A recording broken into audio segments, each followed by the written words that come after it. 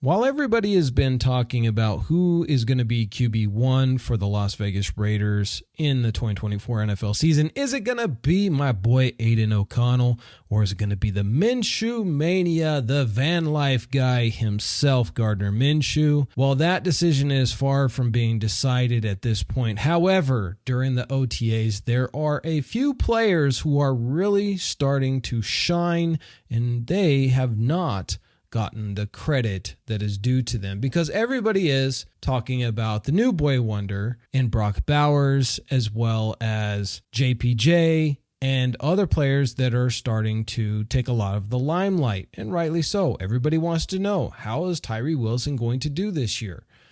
And so there's a lot of attention and focus on him, as well as the big name of Christian Wilkins.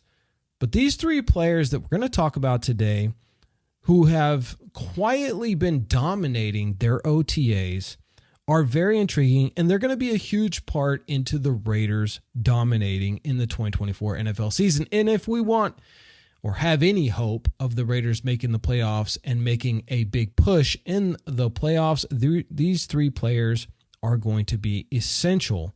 And so let's just jump right into the first player on the board, and that is going to be Michael Mayer. Now, everybody's been talking about Brock Bowers and all the hype about Brock Bowers being this amazing receiving tight end, which he is. And I am so hyped up to see this kid dominate in the NFL.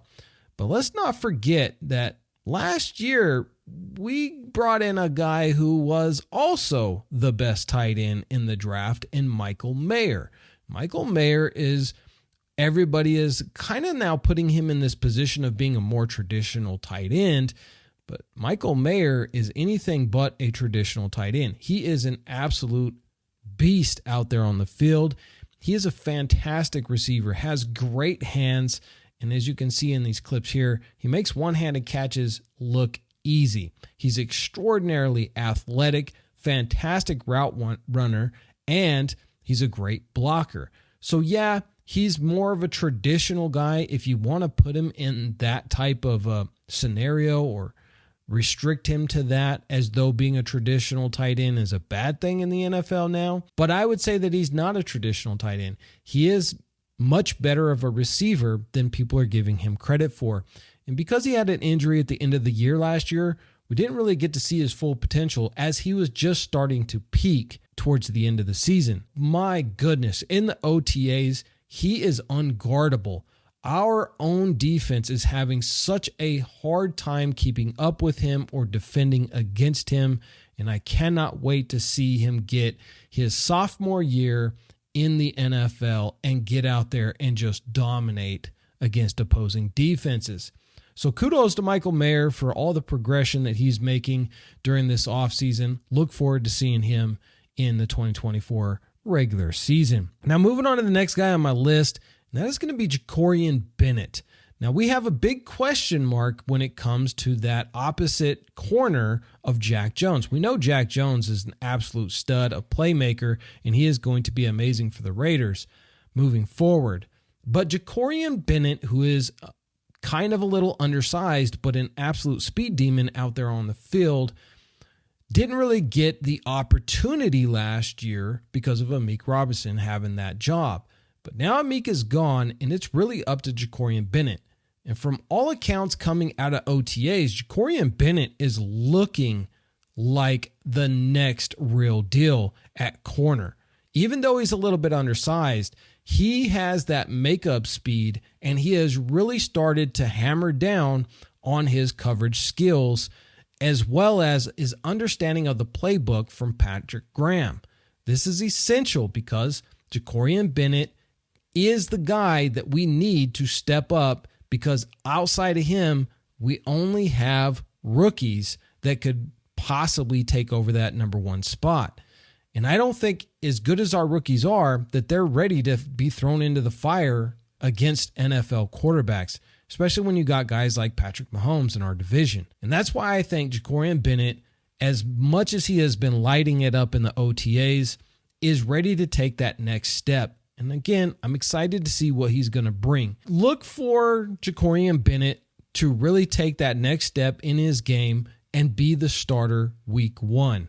And if that's the case and he can handle the reps, we're going to have a really good secondary out there on the field. As good as we've talked about secondaries, you also have to have wide receivers who can stretch the field.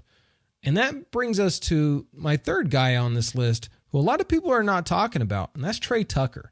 Now, Trey Tucker last year showed some real flashes of why he can be a big-time playmaker in the NFL. But again, Trey Tucker is one of those guys who's a little bit undersized.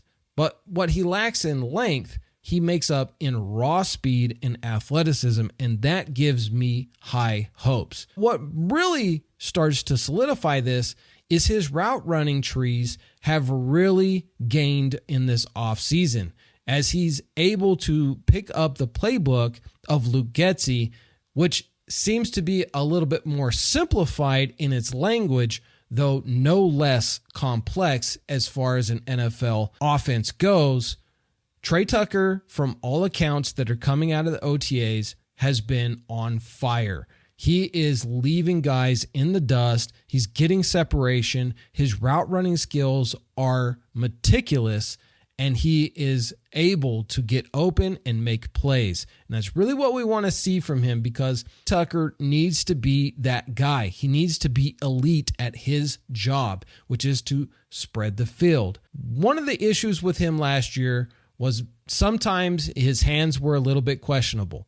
During OTAs, he has been glue gloves. Every time his hands has touched the ball, he is bringing it into his body, and it is not an issue this year. Now, this is only OTAs. We're not full contact, and it is not game time. So we want to see him take that next step and really solidify those hands and keep working on them. And if he can do so, he's going to be a big-time playmaker for the Raiders. And I am, for one, super excited to see him stretch the field and see Aiden O'Connell chuck those 40-yard, 50-yard bombs down the field like he did last season and pick up those big gains as well as touchdowns. Now, lastly, we're just going to talk about one surprise that happened over the weekend, and that is Darren Waller, our former Pro Bowl tight end superstar, has officially retired from the NFL. I think many people seen this coming. Darren Waller, for all intents and purposes, has not seemed all that interested in football for the past couple of years. He's had a lot of hamstring injuries, which are hard to quantify as to whether or not they're real, and he seemed like he's been more interested in starting his rapping career.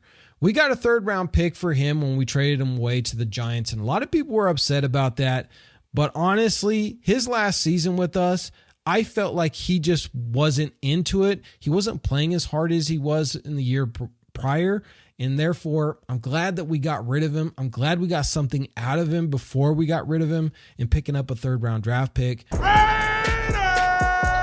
All right, Raiders and Raiderettes, before we dive into this, I just want to thank everybody for being here to the Raider D podcast, sponsored by BlackRainOfficial.com. That is BlackRainOfficial.com. Go get your shirts and your posters today, and also make sure that you're signing up for the newsletter, as there's lots of exciting things that are going to be coming down the pipeline, and you're not going to want to miss out on it.